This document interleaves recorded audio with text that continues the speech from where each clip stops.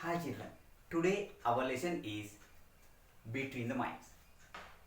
The fifth lesson of in grade 8 students textbook. So, in this lesson we have to pay our attention on affixes.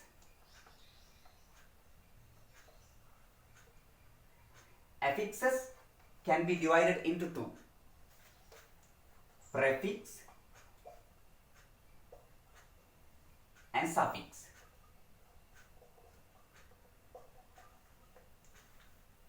Prefix and suffix. What is affixes? Affixes is a set of letters. Set of letters, that's a word. Set of letters. But the affixes are unable to stand alone. Okay? Keep this in your mind. The affixes are unable to stand alone. So, what is prefixes? Prefix is added to the front of a word. Prefix is added to the front of a word. Suffix is added to the end of a word. Suffix is added to the end of a word. So, I think you have clear idea of affixes. I'll explain this in Sinhala to have clear understanding on affixes. හොඳයි දරුවනේ ඔබේ 8 පන්තියේ පස්වෙනි පාඩම් එකකේ තමයි Between the Miles නැත්නම් සැතපුම් අතර කියලා කියන පාඩම් එකකේ. මේ පාඩම් එකකේදී ඔයගොල්ලෝගේ අවධානය යොමු කරන්න ඕනි ව්‍යාකරණ කොටසක් තමයි suffixes කියලා කියන්නේ. suffix එකක් කියලා කියන්නේ කුමක්ද? affixes යට තමයි suffixes කියලා කියන ව්‍යාකරණ කොටස අපිට ඉගෙන ගන්න තියෙන්නේ. affix එකක් කියලා කියන්නේ මොකක්ද කියලා මම මුලින්ම ඔයගොල්ලෝ තේරුම් කරලා දෙන්නම්. affix එකක් කියලා කියන්නේ පදයක්. හැබැයි මේ affix කියලා කියන අකුරු කිහිපයකින් එකතු වෙච්ච අර්ථයක් ඇති පදයක්. හැබැයි මේ අර්ථයක් තියෙන පදයට බෑ තනිවම ක්‍රියා කරන්න. තනිව අදහසක් ප්‍රකාශ කරන්න මේ affixes කියලා කියන පදවලට බෑ. ඒගොල්ලෝ ඒ පද වෙනත් පදයක් සමග එකතු වෙලා අදහස එම පදයේ අදහස වෙනස් කරන දේ තමයි සිදු කරන්නේ. අපි උදාහරණකින් මම පැහැදිලි කරන්නම් ඔයගොල්ලන්ට. ඊයරදී suffix එකක් කියලා කියන්නේ පදයක අන්තිමට එකතු කරන පදයක්. suffix එකක් කියලා කියන්නේ පදයක අන්තිමට එකතු කරන පදයක්. prefix එකක් කියලා කියන්නේ පදයක මුලට එකතු කරන පදයක්. prefix එකක් කියලා කියන්නේ පදයක මුලට එකතු කරන පදයක්. මම උදාහරණයක් ඔයගොල්ලන්ට දෙන්නම් මෙන්න මේ විදිහට. ඔයගොල්ලෝ දන්නවා විශ්වාස කරනවා කියලා කියන අපි යොදා ගන්න පදේ තමයි believe කියන පදේ. believe විශ්වාස කරනවා. මම මේක suffix එකක් මේකට එකතු කරනවා විශ්වාස කළ හැකි. believable විශ්වාස කළ හැකි. විශ්වාස කළ නොහැකි කියලා කියන්නේ මම මේකට prefix කරනවා un කියන unbelievable. ඔබට පැහැදිලි වෙන්නේ නැති suffixes සහ prefixes කියලා කියන්නේ මොකද මේක ඔයගොල්ලෝ පැහැදිලි මේ un කියලා කියන්නේ prefix මුලට එකතු කරා able කියලා කියන එක අගට එකතු කරා ඒ believe කියන පදයට තමයි අපි එකතු කරේ මේ suffix එකක් සහ prefix එකක් එකතු කරලා unbelievable කියලා. දැන් මේ suffixes යටතේ ඔයගොල්ලන්ට ඔබේ පාඩමේ අපි දැන් ඔයගොල්ලන්ට ඉගෙන ගන්න තියෙනවා comparative and superlative of the adjectives. compare කරනවා. compare කියන්නේ සංසන්දනය කරනවා. නේ? ඔයාගේ බෑගයට වඩා මගේ බෑග් එක විශාලයි. සංසන්දනය කරා. මගේ ඔයාගේ බෑග් එක විශාලයි. your bag is big. හැබැයි ඔයාගේ බෑග් එකට වඩා මගේ බෑග් එක විශාලයි. my bag is bigger than yours. නේ ඔයාගේකට වඩා මගේ එක විශාලයි. bigger. උට්ටක් විශාලයි. එහෙනම් සංසන්දනය කරනවා. big කියලා කියනවා විශාලයි කියලා කියන පදේ a big bag විශාල බෑගයක් a big bag විශාල බෑගයක්. ඔබට පැහැදිලි බෑග් එක ගැන විස්තර කරන්න යොදාගෙන පදේ නිසා අපි මෙයාට කියනවා නාම විශේෂණ පදයක් කියලා. ඔයාගේ බෑග් එක මගේ බෑග් එකට මගේ බෑග් ඔයාට වඩා විශාලයි කියලා කියන්න වඩා විශාලයි කියන්න bigger නැත්නම් අපි සංසන්දනය කරනවා big කියන පදයට අපි එකතු කරනවා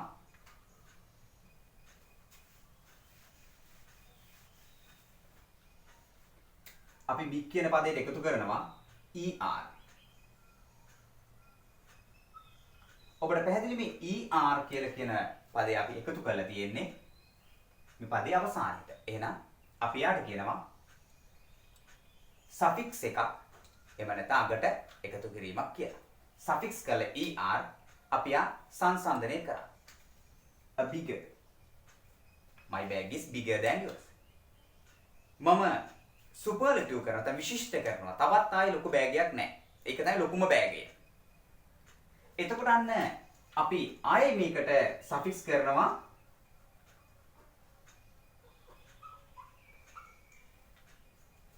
est. suffix කරා est biggest විශාල. My bag is the biggest bag in the class. මගේ බෑගය තමයි පන්තියේ තියෙන විශාලතම බෑගය.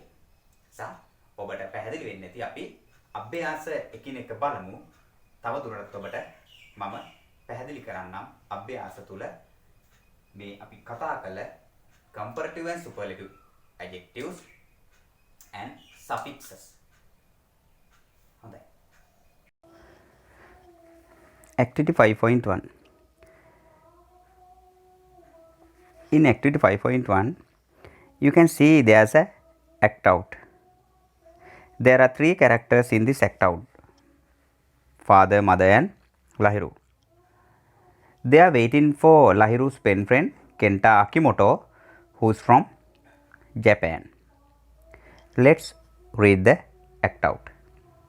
හොඳයි දරුවනේ, පස්වන පාඩම් එකකේ පළවන අභ්‍යාසය හැටියට ඔයගොල්ලන්ට තියෙන්නේ සංවාදයක්. මේ සංවාදී චරිතයන් 3ක් නිරූපණය වෙනවා: මව, පියා සහ ලහිරු. ඔවුන් ලහිරුගේ පෑනේ මිතුරා කෙන්ටා අකිමොටෝ කියලා කියන පෑනේ මිතුර ජපාන් වල ඉඳලා එන්නේ. මෙයා එනතෙක් බලාගෙන සිට. අපි දැන් සංවාදය කියවමු. Lahiru's pen friend is Kenta Akimoto. ලහිරුගේ යාළුවා තමයි කෙන්ටා අකිමොටෝ කියලා කියන්නේ. Lahiru and his family are eagerly waiting to welcome the Akimoto family. Lahiru සහ ඔහුගේ පවුලේ අය වඩාත් ඕනෑකමින් බලාගෙන සිටිනවා අකිමොටෝ පවුල පිළිගන්නට. Mother: Son, what time will they leave Japan? පුතා, ඔවුන් කීයටද කොයි වෙලාවටද ජපානයෙන් පිටත් වෙන්නේ? Lahiru: They would have left by now. They live closer to Nagoya airport. ඔවුන් දැනටමත් එහෙන් පිටත් වෙලා ඇති. ඔවුන් ජීවත් වෙන්නේ නගෝයා එයාපෝට් එකට කිට්ටුව කියලා ලහිරු කියනවා. Mother: That's good. Let me think. Nagoya to Sri Lanka. ඒක හොඳයි. පොඩ්ඩක් මට හිතන්න දෙන්න. Nagoya to Sri Lanka කියලා අම්මා දැන් කල්පනා කරනවා Nagoya to Sri Lanka දුර. Father කියනවා මෙහෙම: It's nearly 6,500 km from Nagoya to Sri Lanka. තාත්තා කියනවා ආසන්න වශයෙන් කිලෝමීටර් 6,500ක් පමණ නගෝයා ඉඳලා ශ්‍රී ලංකාවට දුර තියෙනවා කියලා. ඔකට පැහැදිලි. දැන් ඔයගොල්ලෝ දැක්ක මේ මෙතෙක් කියවගෙන ඉද්දී closer කියලා වචනයක් සහ nearly කියලා වචන දෙකක් තද පැහැයෙන් දක්වලා තියෙනවා. close කියන්නේ කිට්ටුව, closer කියලා සංසන්දනය කරන්න, කම්පෙයා කරන්න. අපි දන්නවා කම්පෙයා කරන්න comparative adjectives, adjective එකක් නැත්නම් නාම විශේෂණ පදයක්. closer, close කියන පදයට er suffix කරලා එහෙම නැත්නම් එකතු කරලා තමයි closer කියලා කියන පදේ හැදිලා තියෙන්නේ. near කියලා කියන adjective එක නැත්නම් නාම විශේෂණ පදයට ly අවසානට එකතු කරලා නැත්නම් suffix කරලා තමයි පුතේ nearly කියලා කියන පදේ හදලා තියෙන්නේ. ly එකතු කිරීම තුලය නාම විශේෂණ පදය ක්‍රියා විශේෂණ පදයක් බවට පරිවර්තනය වෙලා තියෙනවා. හොඳයි, අපි බලමු. Mother: Really? How long will it take? ඇත්තටම කොච්චර වෙලාවක් යයිද ඒකට? Father, it will take about 8.5 hours. ඒකට it will take about 8.5 hours. ඒකට පැය 8:00ක් විතර යයි එය ළඟා වෙන්න කියලා තාත්තා කියනවා. Mother, are there any direct flights? Are there any direct flights? අම්මා අහනවා. කෙලින්ම ගුවන් යානයක් තියෙනවද කියලා අම්මා අහනවා. Father කියනවා, yes, I check. ඔව් මම බැලුවා. And they are taking a direct flight to Colombo. කෙලින්ම එන ගුවන් යානයක තමයි ඔවුන් කොළඹට එන්නේ. මොකද සමහරක් බොහොමයක් සමහර ගුවන් යාන තවත් එයාපෝට් එකක ලෑන්ඩ් කළ එහෙම නැත්නම් ගොඩ බස් වල තමයි ආයේ එන්නේ. ඒතර කෙලින්ම එන එකක් නෙමෙයි. ඒ නිසා ඩිරෙක්ට් එයාලයින් එක තමයි එහෙම නැත්නම් කෙලින්ම එන ගුවන් යානයක තමයි ඔවුන් පැමිණෙන්නේ කියලා තාත්තා කියනවා. Mother, let's get ready to go to the airport to pick them up. අම්මා කියනවා let's get ready to go to the airport to pick them up. අපි සූදානම් වෙමු ගුවන් තොටුපළට යන්න ඔවුන්ව ගන්න. ලහිරු කියනවා Mother, remember, we needn't go to the airport. They will take a taxi to come here. ඔවුන් ටැක්සි එකක් ගනීවි නැත්නම් කුලී රථයක් ගනීවි මෙහෙට එන්න. අපි එයාපෝට් එකට යන්න අවශ්‍ය වෙන්නේ නැහැ. ඔබට පැහැදිලි need කියන පදේ මෙතනදී මම අමතර යමක් ඔබට තේරුම් කරලා දෙන්න යන දරුවනේ. need කියන පදේට n අකුරයි කමාවක් දාලා t අකුර එකතු කරලා තියෙනවා. මේ තියෙන need කියන පදේට not එකතු කරලා තියෙන්නේ. ඔගොල්ලෝට ගැටලුවක් ඇති need කියන පදේට කොහොමද need කියලා කියන්නේ අවශ්‍ය වෙනවා කියලා කියන ක්‍රියාපදේ. ඒතර අවශ්‍ය වෙනවා කියන ක්‍රියාපදේට කොහොමද not එකක් එකතු කරේ කියලා. පුතේ මෙතන need කියන පදේ ක්‍රියා කරන්නේ auxiliary. අපි මේකට කියන semi auxiliary කියලා. එහෙම නැත්නම් අර්ධ උපකාරක ක්‍රියාපදයක් විදියට. අපි දැන් උදව්වට එන ක්‍රියාපද පුතේ යොදාගන්නේ උදව්වට එන ක්‍රියාපද අපි යොදාගන්නේ තවත් පදයක් තවත් ක්‍රියාපදයක් සමග. එහෙනම් මෙතෙන්දී අපි දැන් උපකාරක ක්‍රියාපද වලට පුතේ අපි not කියන පදේ එකතු කරන්න පුළුවන්. එහෙනම් මේ need කියන ක්‍රියාපදය මෙතෙන්දී ක්‍රියා කරන්නේ උපකාරක ක්‍රියාපදයක් විදියට. අපි මේවට කියන semi auxiliaries එහෙම නැත්නම් අර්ධ උපකාරක ක්‍රියාපද. ඒ නිසා තමයි මෙතන need කියන පදේට not එකතු කරාම need කියලා පදේ හැදිලා තියෙන්නේ. ඔබට පැහැදිලි වෙන්න ඇති කියලා මම හිතනවා. අම්මා කියනවා yes, you told me about it this morning. ඔයා මට අද උදේ ඒ ගැන කිව්වා. Father කියනවා are you sure of it? ඔයාට ඒ ගැන විශ්වාසයිද?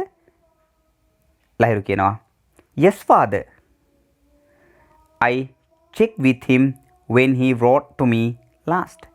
මම ඒක කියෙව්වා බැලුවා. ඔහු මට අවසන් වතාවට ලියද්දී ඔහු ඒක ලියලා තිබ්බා. ඔහු මට එහෙම ලිව්වා. එහෙනම් මෙයා මේල් එකක් හරි එහෙම නැත්නම් පෑනේ මිතුරා ලිපියකින් තමයි මෙයා ලියලා තියෙන්නේ. ඒතකොට ලිපියේ එයා ලියලා තියෙනවා අපි එයා ටැක්සි එකක් අරගෙන එනවා කියලා. Mother, all right. Lahiru, you have to help me to prepare dinner. හොඳයි. ලහිරු, ඔයාට මට උදව් කරන්න සිද්ධ වෙනවා රාත්‍රී ආහාරය සූදානම් කරන්න කියලා අම්මා කියනවා. Sure mother, I'll. අනිවාර්යෙන්ම අම්මා මං උදව් කරන්නම් කියලා ලහිරු කියනවා. Father කියනවා I'll help you too. මමත් ඔබට උදව් කරන්නම් කියලා තාත්තා කියනවා. That's great. ඒක නියමයි කියලා අම්මා කියනවා. ඔබට ප්‍රශ්න කිහිපයක් තියෙනවා උත්තර සපයන්න. Now answer these questions. පළවෙනි ප්‍රශ්නෙට විතරක් ඔබට උත්තර සපයන්නම්. මොකද ඔබට ඊතුරු ප්‍රශ්න ටිකට උත්තර තනියම සපයන්න වෙනවා. මම පළවෙනි ප්‍රශ්නේ විතරක් ඔබට මෙතෙන්දී තේරුම් කරන්නම්. Read the conversation and say whether the following statements are true or false. conversation නැත්නම් සංවාද කියවල ඔයාලට තියෙන්නේ මේ පහත දීලා තියෙන statements true or false හරිද වැරදිද කියලා කියන්න තමයි ඔබට තියෙන්නේ. හරි නම් හරි සලකුණ වැරදි නම් වැරදි සලකුණ ඔබට යොදන්නයි තියෙන්නේ. Lahiru has a pen friend in Japan. ලහිරුට පෑනේ මිතුරෙක් ඉන්නවා ජපානයේ. ඔබට පැහැදිලි එහෙනම් ලහිරුගේ පෑනේ මිතුරා ජපානයේ ඉඳලා එන්නේ. එහෙනම් ඔබට මේකට හරි සලකුණ යොදන්න පුළුවන්. හොඳයි. අපි බලමු 51 වන පිටුවේ ඔබට තියෙනවා learning point. අපි බලමු මොකද්ද මේ තියෙන්නේ කියලා. Study the following. Be responsible. You both are very helpful. ඔබට පැහැදිලි responsible BLE suffix කරලා තියෙනවා helpful FUL help කියන පදයට suffix කරලා තියෙනවා. මුලින්ම ඔබට මම පැහැදිලි කරා suffixes පිළිබඳව අගට යම් පදයක් එකතු කරනවා නම් අපි ඒකට කියනවා suffix කියලා. එහෙනම් මේ suffix කියන පදයේ suffixes තමයි තියෙන්නේ. බලන්න ඔබට පැහැදිලි. full කියන පදේ suffix කරද්දී full කියන එකේ තියෙන full of කියන්නේ full කියලා කියන්නේ. full of සම්පූර්ණ කියන්නේ. peaceful සාමකාමී successful සාර්ථකයි. එහෙනම් full කියන අදහස් තමයි full අවසානට එකතු කිරීම තුළ අදහස් වෙන්නේ. less කියලා කියන පදේ එකතු කිරීම තුළ ඔබට පැහැදිලි without ඒ කියන්නේ රහිතයි නෑ කියලා කියන අදහසයි තියෙන්නේ. homeless ගෙවල් නෑ. helpless උදව් නෑ කියන අසරණයි. ඔබට පැහැදිලි. nurse කියලා කියනවා turns quality. ඒ தත්ත්වය ප්‍රකාශ කිරීම තමයි nurse කියන එක යෙදීම තුළ තියෙන්නේ. neatness කදිම බව. kindness කරුණාවන්ත බව. ඔබට පැහැදිලි. ly එකතු කරනවා පුතේ suffix කරනවා talks about the manner. talks about the manner ක්‍රමවේද කියන විදිය ප්‍රකාශ කරන්න. අපි ly එකතු කිරීම තුළ බොහෝ අවස්ථාවල සිද්ධ වෙන්නේ නාම විශේෂණ පදයක් ක්‍රියා විශේෂණ පදයක් බවට පරිවර්තනය වීමක්. එග කියලා කියන පදයට ly එකතු කිරීම තුළ එගලි, නිය කියන පදයට ly එකතු කිරීම තුළ නියලි කියලා ඔබට නිර්මාණය වෙලා තියෙනවා ක්‍රියා විශේෂණ පද දෙක. ඔබට පැහැදිලි. ඒ අනුව දැන් ඔබට activity 5.2 එම නැත්නම් දෙවන අභ්‍යාසය තනිවම උත්තර සපයන්න පුළුවන්. හොඳයි. අපි තුන්වන අභ්‍යාසයට යමු පුතේ. තුන්වන අභ්‍යාසය බලමු. Lahiru's friends and teachers came to know the rare experience he had recently. ලහිරුගේ යහළුවන් සහ ගුරුවරු දැන අහනවා ලහිරුගෙන් ඔහුගේ විමසනවා ඔහුගේ ළඟදී ලැබිච්ච අත්දැකීම පිළිබඳව ඔහු ලබාගත්ත ළඟදී ලැබිච්ච අත්දැකීම පිළිබඳව. They invite him to share his experience with them. ඔවුන් ලහිරුට ආරාධනා කරනවා ඔහුගේ අත්දැකීම් ඔවුන් සමග බෙදා ගන්න කියලා. The following is the short speech Lahiru delivered at the morning assembly. Lahiru උදෑසන රැස්වීමේදී ලහිරු කරපු කතාවක් තමයි පහත තියෙන්නේ. Read it and answer the questions that follows. මේක කියවලා ඔයගොල්ලන්ට ප්‍රශ්න වලට උත්තර සපයන්නයි තියෙන්නේ. මෙවැනි අභ්‍යාසයක් කරද්දී ඔබ ඔබගේ ඩික්ෂනරි එක ළඟ තියාගන්න. ඔබේ ශබ්දකෝෂය ළඟ තියාගෙන ඔබ මේක කියවන්න දරුවනේ. හොඳයි. Activity 5.4. Do you know the smallest thing ever found in the world? Read and match the description with the picture. හොඳයි. 5.4 එකේ තියෙන්නේ ඔබ දන්නවද කුඩාම දේවල් ලෝකේ සොයාගත්. ඒව කියව ඔබට තියෙනවා read and match the description with the pictures. පින්තූර දීලා තියෙනවා ඔබට විස්තරයන් තියෙන විස්තරයන් පින්තූරයන් සමග ගලපන්න තමයි ඔබට හතරවන අභ්‍යාසයේ තියෙන්නේ. හොඳයි දරුවනේ. පස්වන අභ්‍යාසයට අපි යමු.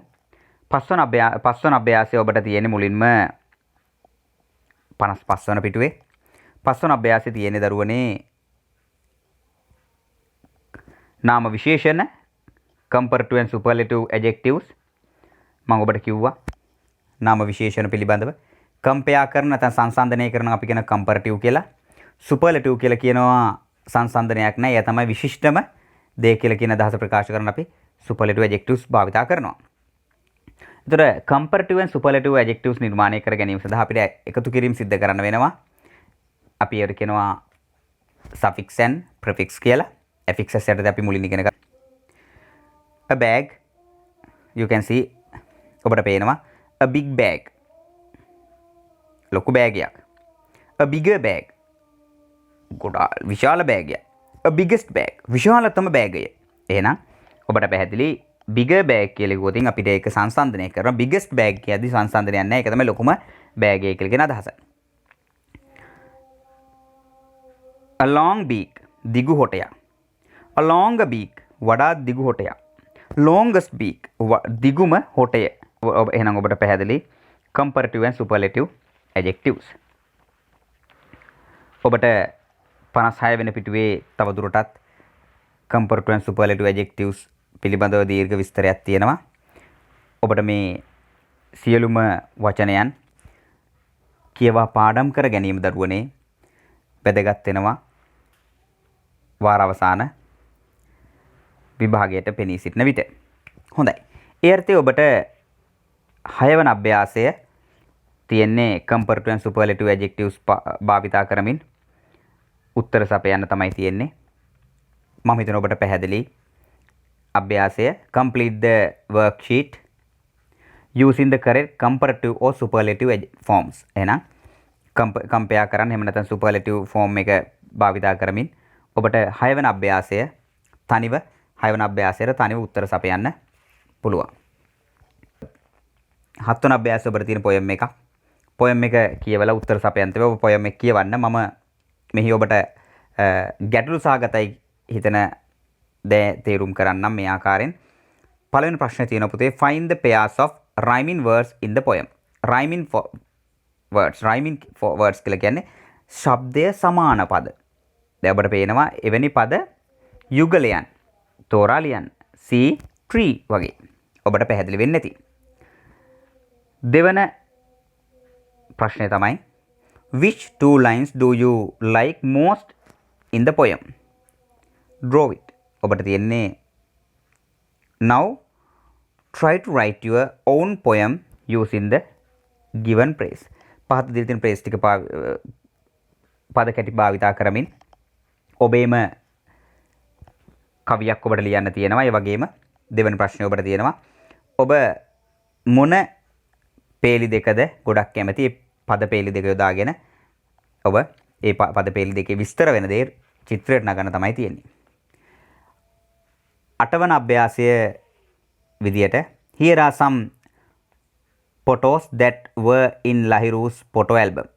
මේ තියෙන ලහිරුගේ ඇල්බම් එකේ තියෙන ෆොටෝස් කිහිපයක් නැත්නම් ඡායාරූප කිහිපයක්. They are some of the most beautiful and breathtaking place in the world. මේ තියෙන්නේ ලහිරුගේ ඇල්බම් එකේ තියෙන පින්තූර කිහිපයක්. ඒවා ලෝකේ සනම සහ හිත ඇද ගන්නා සුළු ස්ථානයන් තමයි මේ තියෙන්නේ. ඔබට තියෙන්නේ එම ස්ථාන පිළිබඳව කියවා අසා ඇති ප්‍රශ්න වලට උත්තර සපයන්න. 9 වෙනි අභ්‍යාසය ඔබට ලිසනින් එකක් තියෙන්නේ. ඔබට 10 වෙනි අභ්‍යාසය හැටියට ප්‍රසිද්ධ ගීතයක් තියෙනවා. ඔබට ගීතය ගායනා කරන්නයි තියෙන්නේ. හොඳයි මම හිතනවා ඔයගොල්ලෝ පාඩම් එකකේ සරලව පැහැදිලි වෙන්නේ නැති කියලා. තවත් මෙවැනිම පාඩම් එකකකින් අපි හමු වෙනතරු ඔබට සුබ දවසක්. බයි බයි.